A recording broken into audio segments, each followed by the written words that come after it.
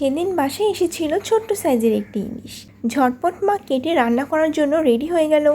বাস একটুখানি রসুন আর একটুখানি পেঁয়াজ বাটা।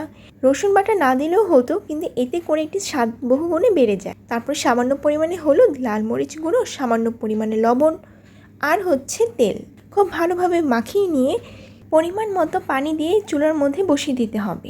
এখানে মাছ লেজ সহ পুরো ইলিশটি রান্না করা হয়েছিল, কিন্তু পেঁয়াজ কুচিটা আমরা একটু পরেই ব্যবহার করেছিলাম।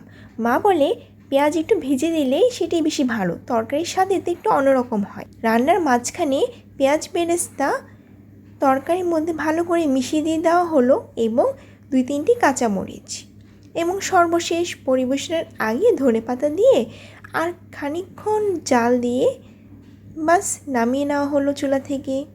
আর গরম গরম ইলিশের ভুনা গরম গরম ভাতের সাথে খেতে বেশ দারুণ।